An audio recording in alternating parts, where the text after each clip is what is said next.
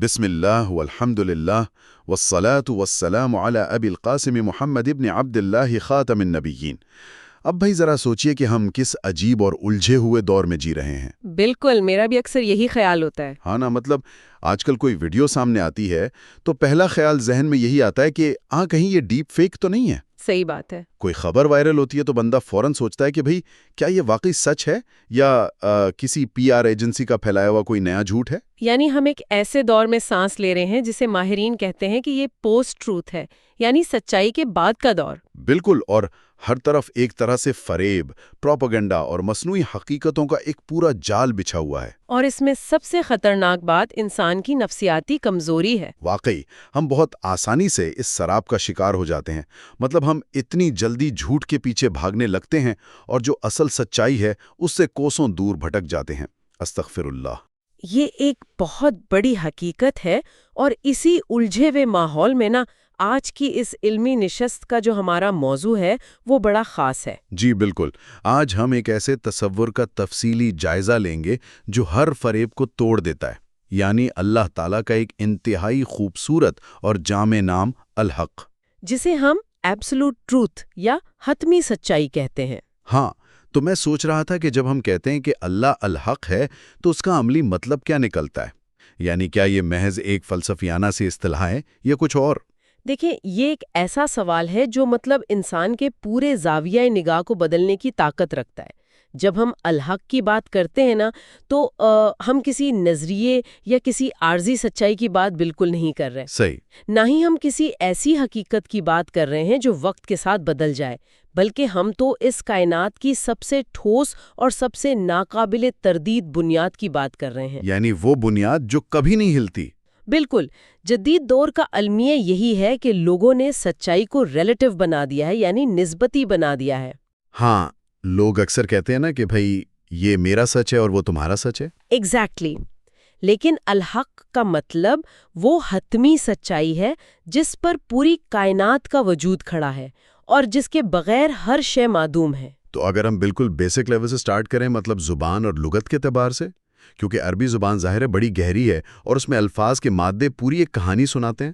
ہاں، route words کی اہمیت بہت زیادہ ہے۔ تو لغت میں الحق کے اصل معنی کیا ہیں؟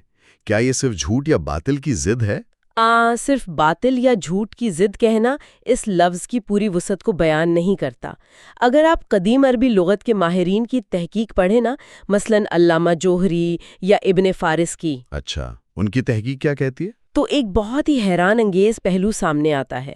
ابن فارس وضاحت کرتے ہیں کہ اس لفظ کا جو بنیادی مادہ ہے وہ کسی چیز کے مضبوط ہونے، پختہ ہونے اور اپنی جگہ پر اٹل رہنے کی طرف اشارہ کرتا ہے۔ مضبوط ہونے سے آپ کا کیا مطلب ہے؟ یعنی حق وہ ہے جس میں کوئی کھوکھلا پن نہ ہو، جو چیز واجب ہو، جس کا وجود لازمی ہو اور جو کبھی اپنی جگہ سے نہ ہلے۔ ہاں، یہ تو ایک طرح سے اسٹرکچرل انٹیگریٹی والی بات ہو گئی نا، مطلب تعمیراتی پختگی، یعنی وہ چیز جو گرے نا۔ بالکل درست کہا آپ نے۔ آپ اسے ایک عمارت کی بنیاد کہہ سکتے ہیں۔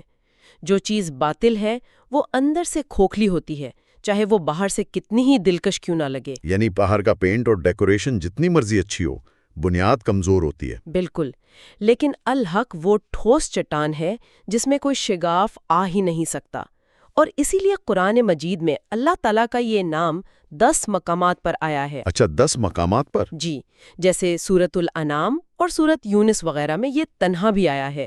اور اگر ہم رسول اللہ صلی اللہ علیہ وسلم کی زندگی پر غور کریں تو ابن عباس رضی اللہ عنہما کی وہ ایک روایت بڑی چشم کشا ہے۔ ہاں، وہ جس میں تہجد کی دعا کا ذکر ہے۔ ہاں جی، ذرا اس منظر کا تصور کریں کہ رات کا سناٹا ہے اور پوری دنیا خواب غفلت میں ہے، اور کائنات کے سب سے سچے انسان اپنے رب کے سامنے کھڑے ہو کر فرما رہے ہیں کہ انت الحق و وعدک حق و قولک حق۔ سبحان اللہ، یعنی اے اللہ تو حق ہے، تیرا وعدہ حق ہے، تیرا قول حق ہے۔ بالکل، تیری ملاقات حق ہے، جنت حق ہے، دوزخ حق ہے۔ دیکھیں، یہ صرف الفاظ نہیں ہیں، بلکہ یہ کائنات کی سب سے بڑی حقیقت کا روزانہ کی بنیاد پر ایک اقرار ہے۔ واقعی۔ امام طبری اور شیخ سعدی جیسے مفسرین جب اس کی تشریح کرتے ہیں تو وہ بتاتے ہیں کہ اللہ کا وجود ہی دراصل واجب الوجود ہے۔ کائنات کی ہر دوسری چیز کا وجود مستعار لیا ہوا ہے۔ مطلب ادھار کا؟ ہاں، ادھار کا ہے، لیکن اللہ کا وجود اس کی اپنی ذات سے ہے اور وہ کمال صفات پر مبنی ہے۔ ایک منٹ، اگر ہم اس بات کو ذرا گہرائی میں جا کر سوچیں، مطلب اگر اللہ کی ذات حتمی حق ہے اور اس کا وعدہ اور قول بھی حق ہے، تو اس کا منطقی نتیجہ تو بھئی یہی نکلتا ہے کہ جو کچھ بھی اس سے کٹا ہوا ہے وہ بس وہم ہے۔ بالکل صحیح سمجھے آپ۔ یعنی یہ جو اس دنیا کی ظاہری چمک دمک ہے وہ تو پھر ایک طرح کا سراب ہے۔ ہم آج کی زبان میں اسے ایک سیمولیشن کہہ سکتے ہیں، جس کی اپنی کوئی حقیقت نہیں ہے جب تک اسے پیچھے سے پاور نہ ملے۔ یہ ایک بہت ہی زبردست تشبیہ دی ہے آپ نے۔ واقعتاً جو کچھ بھی اللہ کی ذات سے منسوب نہیں ہے وہ مٹ جانے والا ہے، یعنی وہ باطل ہے۔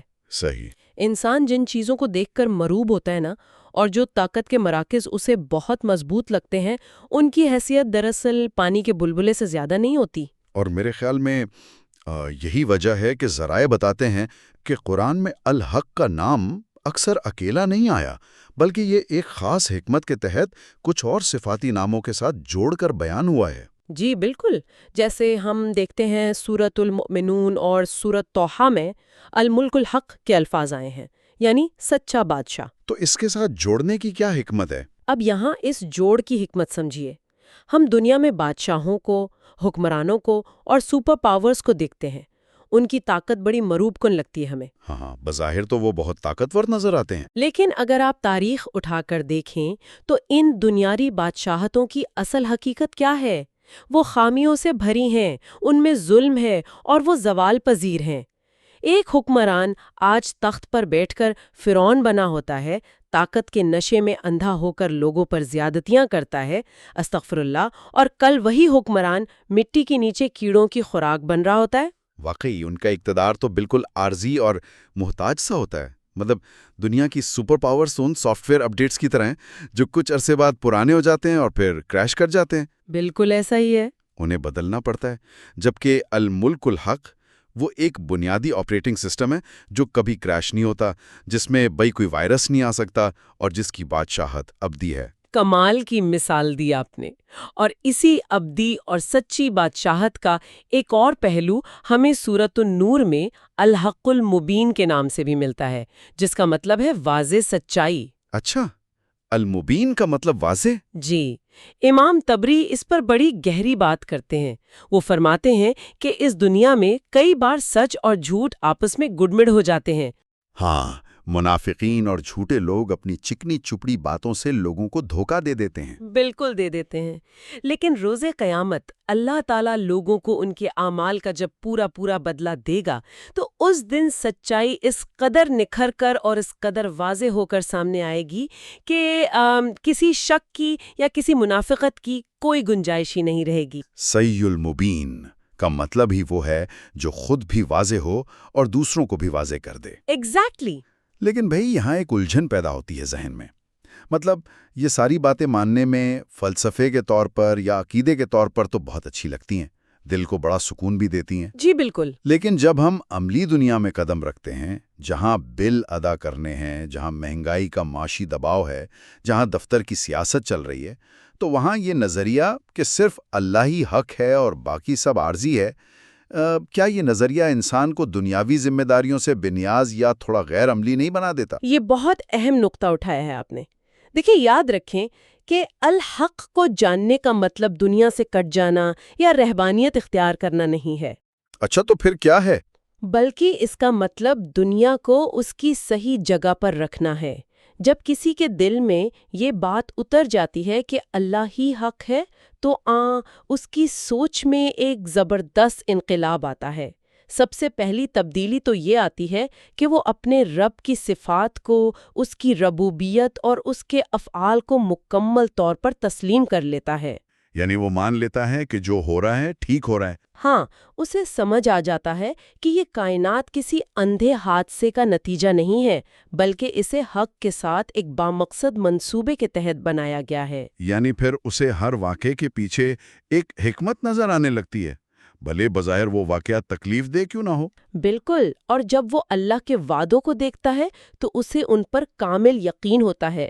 آپ دیکھیں تاریخ گواہ ہے کہ اللہ کا وعدہ کتنا سچا ہے۔ جسے انبیاء کے واقعات میں ملتا ہے۔ جی، چاہے وہ سیدنا موسیٰ علیہ السلام کی والدہ سے کیا گیا وہ حیرت انگیز وعدہ ہو کہ تم اپنے اس شیرخوار بچے کو بپھرتے ہوئے دریا کے حوالے کر دو، ہم اسے تمہاری طرف ہی لوٹائیں گے۔ واقعی ظاہری اسباب کے لحاظ سے دیکھا جائے تو یہ کتنی ناممکن اور خوفناک بات لگتی ہے ایک ماں کے لیے۔ ایگزیکٹلی اور یا پھر میدان بدر کا واقعہ لے لیں، جہاں مٹھی بھر نہتے مسلمانوں سے اللہ نے فتح کا وعدہ کیا۔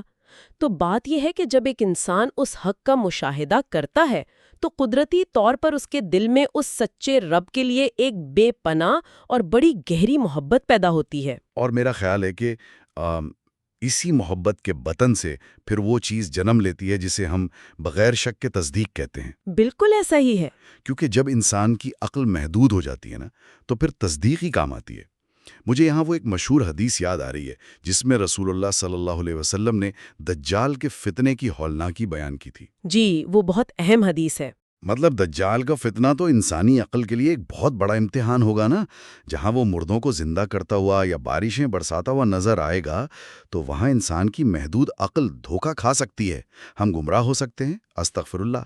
اور اس حدیث میں ایک مقام پر رسول اللہ صلی اللہ علیہ وسلم نے فرمایا کہ دجال کا ایک دن 1 سال کے برابر ہوگا، اور دوسرا مہینے کے، اور تیسرا ہفتے کے برابر ہوگا۔ اور اس مقام پر صحابہ کرام کا رد عمل دیکھیں، وہ تاریخ کا ایک بہت ہی شاندار باب ہے۔ ذرا سوچئے، اگر آج کے کسی جدید ذہن کے سامنے یہ بات رکھی جائے کہ بھائی دن 1 سال جتنا لمبا ہو جائے گا تو ہمارا دماغ فوراً سائنسی الجھنوں میں پڑ جائے گا۔ ہاں، ہم تو سوچیں گے کہ زمین کی گردش کیسے رکے گی، ہم زندہ کیسے رہیں گے، اور بھائی سونا کیسے ہوگا۔ ہم تو فزکس اور فلکیات کے قوانین پر لمبی بحث شروع کر دیں گے۔ بالکل، لیکن صحابہ نے کیا پوچھا؟ انہوں نے یہ ساری منطقی اور سائنسی بحثیں چھوڑ دیں اور صرف ایک سوال کیا کہ یا رسول اللہ، کیا ان طویل دنوں میں ہمیں ایک ہی دن کی نمازیں پڑھنا ہوں گی؟ سبحان اللہ، مطلب کیا کمال کا فوکس تھا ان کا۔ جی، یہ ہے وہ نقطہ جسے سمجھنے کی سخت ضرورت ہے۔ صحابہ کرام کا پیمانہ ان کی محدود انسانی عقل یا یہ ظاہری اسباب بالکل نہیں تھے۔ تو پھر ان کا پیمانہ کیا تھا؟ ان کا پیمانہ وہ ہستی تھی جس کی زبان سے الفاظ نکل رہے تھے۔ وہ جانتے تھے کہ اگر الحق کے رسول صلی اللہ علیہ وسلم نے کوئی بات کہہ دی ہے تو چاہے وہ فزکس کے قوانین کے خلاف ہی کیوں نہ لگ رہی ہوں، اصل حقیقت بس وہی ہے۔ صحیح، یعنی انہوں نے اپنا رخ فوراً اس بات کی طرف موڑ لیا کہ اس نئی حقیقت میں ہمیں اللہ کا حکم کیسے پورا کرنا ہے۔ یہ تو بالکل ویسا ہی واقعہ ہے جیسے سیدنا ابو بکر صدیق رضی اللہ عنہ کا واقعہ ہے۔ آپ واقعہ معراج کی بات کر رہے ہیں؟ جی بالکل۔ جب مکہ کے کافروں نے ہنستے ہوئے اور طنز کرتے ہوئے ان کو بتایا نا کہ تمہارے نبی تو کہتے ہیں کہ وہ ایک ہی رات میں بیت المقدس بھی گئے اور آسمانوں کی سیر بھی کرائے۔ ہاں، تو انہوں نے کوئی سائنسی دلیل تھوڑی مانگی تھی۔ بالکل، انہوں نے ایک لمحے کا بھی توقف کیے بغیر کہا کہ اگر انہوں نے یہ فرمایا ہے تو سچ فرمایا ہے۔ مطلب یہ تصدیق کا وہ اعلیٰ ترین درجہ ہے جہاں عقل حق کے سامنے اپنا سر تسلیم خم کر دیتی ہے۔ واقعی، لیکن اگر ہم آج کے دور کی بات کریں تو آج تو ہر بات پر بحث کی جاتی ہے، ہر حکم کو عقل کی کسوٹی پر پرکھنے کی کوشش کی جاتی ہے۔ ہم اکثر کہتے ہیں کہ جب تک ہمیں اس بات کی منطق سمجھ نہیں آئے گی ہم عمل نہیں کریں گے۔ ہاں، یہ مائنڈ سیٹ بہت عام ہو گیا ہے۔ لیکن اس حق کو ماننے کا اگلا مرحلہ تو پھر مکمل اطاعت ہے، اور اطاعت بھی وہ جس میں کوئی چوچرا نہ ہو۔ اسی لیے سورۃ البقرہ کی آخری آیات کی نزول کا جو پس منظر ہے وہ ہمارے لیے ایک بہت بڑا سبق ہے۔ وہ کون سا واقعہ ہے؟ جب اللہ تعالیٰ کی طرف سے یہ آیت نازل ہوئی کہ تم اپنے دلوں کی باتوں کو ظاہر کرو یا چھپاؤ، اللہ تم سے اس کا حساب لے گا، تو صحابہ کرام شدید گھبرا گئے۔ اور بھائی، ان کی گھبراہٹ کو سمجھنا کوئی مشکل بات نہیں ہے، کیونکہ دیکھیں، انسان اپنے افعال کو تو کنٹرول کر سکتا ہے، لیکن دل میں جو خیالات آتے ہیں، جو وسوسے سر اٹھاتے ہیں، ان پر تو انسان کا اختیار نہیں ہوتا نا۔ اگر ان چھپے گناہوں اور وسوسوں پر بھی محاسبہ ہونے لگا تو پھر کون بچ سکتا ہے؟ استغفر اللہ، یہ خوف تو واقعی کسی کی بھی نیندیں اڑا دینے کے لیے کافی ہے۔ بے شک، اور وہ روتے ہوئے اور گھٹنوں کے بل چلتے ہوئے رسول اللہ صلی اللہ علیہ وآلہ وسلم کی خدمت میں حاضر ہوئے اور عرض کی کہ یا رسول اللہ، نماز، روزہ، جہاد، یہ سب تو ہم کر سکتے ہیں، لیکن یہ جو دل کے خیالات پر پکڑ کا معاملہ ہے یہ ہماری طاقت سے باہر ہے۔ تو پھر آپ صلی اللہ علیہ وآلہ وسلم نے کیا فرمایا؟ اب آپ صلی اللہ علیہ وآلہ وسلم کی تربیت کا انداز دیکھیے. آپ نے ان کی اس منطقی دلیل کو تسلیم نہیں کیا. آپ نے فرمایا کہ کیا تم ان پہلی امتوں کی طرح بننا چاہتے ہو جنہوں نے کہا سمعنا و اسینا، یعنی ہم نے سنا اور نافرمانی کی؟ نہیں، بلکہ تم کہو سمعنا و اطعنا، کہ ہم نے سنا اور ہم نے اطاعت کی. تو کیا صحابہ نے فوراً یہ الفاظ ادا کر دیے تھے؟ جی، حالانکہ اس وقت ان کے دل خوف سے کانپ رہے تھے، لیکن جب انہوں نے اپنے رب کی حاکمیت اور اس کے حق ہونے کو مد نظر رکھتے ہوئے یہ بات تسلیم کر لی کہ اس کا ہر حکم سر آنکھوں پر اور ان کی زبانوں سے سمعنا و اطعنا نکلا، تو پھر کیا ہوا پتہ ہے؟ کیا ہوا؟ جب انسان بحث اور حجت چھوڑ کر حق کے سامنے اپنا سر جھکا دیتا ہے تو اللہ اسے بے یار و مددگار نہیں چھوڑتا.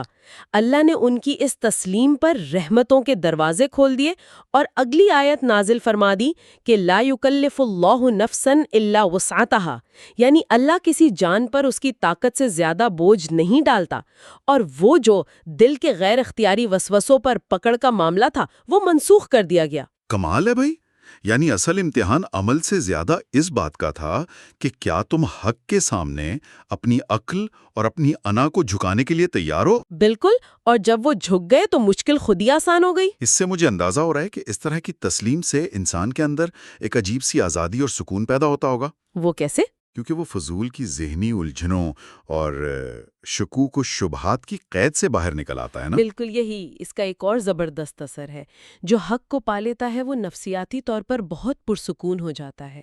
اسے فخر ہوتا ہے کہ وہ اسلام جیسی سچی اور خالص حقیقت سے جڑا ہوا ہے، اور پھر اسے ایک ایسا سچا توکل نصیب ہوتا ہے جو اسے دنیا کی ہر طاقت سے بے خوف کر دیتا ہے. بے خوف کیسے؟ کیونکہ خوف تو ایک فطری چیز ہے نا. اگر سامنے کوئی بڑا خطرہ ہو تو ایک حق پرست بندہ بھی تو ڈر سکتا ہے. دیکھیں، طبعی خوف اور چیز ہے، لیکن نظریاتی شکست اور چیز ہے. جب آپ کو پختہ یقین ہو کہ آپ اللہ کے ساتھ کھڑے ہیں تو آپ کو معلوم ہوتا ہے کہ کائنات کا خالق آپ کی پشت پر ہے. صحیح. سورۃ الصف میں اللہ تعالیٰ نے باطل کی حقیقت کو ایک بڑی حیرت انگیز تشبیہ سے بیان کیا ہے کہ یہ کافر چاہتے ہیں کہ اللہ کے نور کو اپنے منہ کی پھونکوں سے بجھا دے. اس کی مثال ایسی ہے جیسے کوئی شخص سورج کی طرف منہ کرے اور اسے پھونک مار کر بجھانے کی کوشش کرے. بھئی یہ تو بڑی احمقانہ سی بات ہوگی. مطلب سورج تو پھونک سے نہیں بجھے گا، الٹا وہ شخص خود اندھا ہو جائے گا یا تھک کے گر جائے گا. ایگزیکٹلی. اور اس سچے توکل کا ایک بڑا پریکٹیکل مظاہرہ ہمیں غزوہ احزاب یعنی خندق کے موقع پر ملتا ہے. وہاں تو حالات بہت خراب تھے مسلمانوں کے لیے. جی، حالات کی سنگینی کا اندازہ لگائیے. سردیوں کی ٹھٹھرتی راتیں ہیں، صحابہ کئی دن سے بھوکے ہیں، پیٹ پر پتھر بندھے ہیں اور مدینہ کا سخت محاصرہ کر لیا گیا ہے. دشمن کی تعداد اس قدر زیادہ ہے کہ قرآن کہتا ہے کہ کلیجے منہ کو آ رہے تھے اور آنکھیں پتھرا گئی تھیں. ہاں، واقعی بہت مایوسی کا وقت تھا. لیکن جب ایک سخت چٹان توڑی جا رہی تھی اور اس میں سے چنگاریاں نکلیں تو ان انتہائی مایوس کن حالات میں رسول اللہ صلی اللہ علیہ وسلم کیا فرما رہے تھے؟ آپ صلی اللہ علیہ وسلم کیسر و کسرا کے محلات گرنے اور ان کی چابیاں ملنے کی بشارت دے رہے تھے. یہ تو اس وقت کے جو منافقین ہوں گے ان کے لیے بڑا عجیب موقع ہوگا.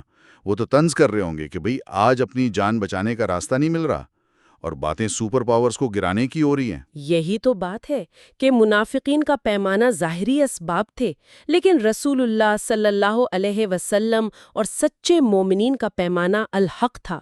انہیں دنیاوی حالات کی اس گھٹاٹوپ تاریکی میں بھی حق کی فتح کا سورج پوری چمک کے ساتھ طلوع ہوتا نظر آ رہا تھا. وہ جانتے تھے کہ حق غالب آنے کے لیے ہی ہے. صحیح. یہ تو ان لوگوں کی بات ہو گئی جن کے دل حق کے نور سے منور تھے. لیکن اگر ہم آج کے دور کی بات کریں تو ہم دیکھتے ہیں کہ انسان اپنے آپ کو کتنا بڑا سمجھنے لگا ہے. ہاں، انا کا مسئلہ بہت ہے. آج کسی کو اس کی غلطی بتائی جائے تو وہ الٹا بحث میں پڑ جاتا ہے. آپ سوشل میڈیا پر دیکھ لیں، ٹی وی شوز میں دیکھ لیں، دلائل ختم ہو جاتے ہیں. بندہ اندر سے جانتا ہے کہ وہ غلط ہے لیکن اپنی انا نہیں چھوڑتا. بالکل. اپنی غلطی ماننا تو آج کے دور میں کیریئر کی موت یا ذلیل ہونے کے مترادف سمجھا جاتا ہے. تو حق کے ماننے والے کا اس تکبر اور انا کے خلاف کیا رویہ ہوتا ہے؟ حق پر چلنے والے کی سب سے بڑی پہچان ہی اس کی تواضع یعنی عاجزی ہے. وہ جانتا ہے کہ حق کسی کی ذاتی جاگیر نہیں ہے، اگر بات سچی ہے تو چاہے وہ کسی چھوٹے نے کہی ہو یا بڑے نے، وہ اسے فوراً تسلیم کر لیتا ہے۔ کوئی مثال ہے اس کی تاریخ میں؟ اس حوالے سے امام عبد الرحمن بن مہدی نے قاضی عبید اللہ کا ایک بہت مشہور واقعہ بیان کیا ہے۔ قاضی عبید اللہ بصرہ کے قاضی تھے۔ ایک دن وہ کسی محفل میں بیٹھے تھے اور انہوں نے کسی دینی مسئلے پر اپنی رائے دی۔ عبد الرحمن بن مہدی نے بھری محفل میں ٹوکتے ہوئے کہا کہ قاضی صاحب، اس مسئلے میں آپ کی رائے غلط ہے اور صحیح بات یہ ہے۔ حیرت ہے، ایک قاضی کو بھری محفل میں ٹوکنا! آج تو کوئی آفیسر اپنے ماتحت سے یہ برداشت نہ کرے۔ تو ذرا قاضی صاحب کا رد عمل دیکھیے، وہ منصب قضا پر فائز تھے۔ چاہتے تو اپنے عہدے کا روب جھاڑتے یا بحث شروع کر دیتے، لیکن انہوں نے تھوڑی دیر سر جھکایا، کچھ سوچا اور پھر بھری محفل میں سر اٹھا کر اعلان کیا کہ میں اپنی غلطی سے رجوع کرتا ہوں اور جو تم نے کہا وہی حق ہے۔ واہ، کیا ظرف تھا ان کا! اور اس کے ساتھ ہی انہوں نے وہ تاریخی جملہ کہا جو آج بھی رہتی دنیا تک کے لیے ایک روشن مینار ہے۔ انہوں نے کہا کہ میں باطل کا سردار بننے کے بجائے حق کی دم یعنی پیچھے چلنے والا بننا زیادہ پسند کرتا ہوں۔ کتنا طاقتور جملہ ہے! مطلب باطل کا سردار بننے سے حق کی دم بننا بہتر ہے۔ آج کل تو اپنی انا اور تکبر میں انسان اتنا اندھا ہو جاتا ہے کہ وہ غلط راستے پر چلتے ہوئے سرداری کو تو انجوائے کرتا ہے، لیکن سچ کے آگے جھکنا اور ایک عام کارکن بننا توہین سمجھتا ہے۔ استغفر اللہ! یہ رویہ ہمیں اندر سے کتنا کھوکھلا کر رہا ہے۔ بے شک، اور اسی رویے کے بالکل برعکس جب انسان حق کی جستجو میں نکلتا ہے نا، تو اس کے اندر ایک بڑی بے باکی اور جرأت آ جاتی ہے۔ وہ دین سیکھنے اور سچ بولنے میں جھجک یا شرم محسوس نہیں کرتا۔ ہاں، وہ انصار کی عورتوں والی بات۔ جی، ام المؤمنین حضرت عائشہ رضی اللہ عنہا انصار کی عورتوں کی بڑی تعریف کیا کرتی تھیں کہ حق بات سیکھنے اور دین کا فہم حاصل کرنے میں ان کی حیا یا شرم کبھی آڑے نہیں آتی تھیں۔ وہ اپنے پیچیدہ سے پیچیدہ مسائل بھی بلا جھجک رسول اللہ صلی اللہ علیہ وسلم سے پوچھ لیا کرتی تھیں، کیونکہ بھائی جو حق ہے اسے جاننا اور اس پر عمل کرنا سب سے اہم ہے۔ بالکل صحیح۔ تو یہاں سے ہم اس جائزے کے آخری اور سب سے عملی پڑاؤ کی طرف چلتے ہیں۔ عقیدہ ہو گیا، انا کا ٹوٹنا ہو گیا، اب اس سارے علم اور فہم کا عملی نتیجہ کیا نکلتا ہے؟ ایک حق پرست انسان کی روزمرہ کی زندگی کا فوکس کیا ہوتا ہے؟ جب انسان یہ سمجھ لیتا ہے کہ دنیا کی ہر چیز باطل اور عارضی ہے اور صرف اللہ کی ذات، اس کا وعدہ اور آخرت حق ہے، تو پھر اس کی زندگی کا مرکز و محور ملاقات حق بن جاتا ہے۔ ملاقات حق سے مراد؟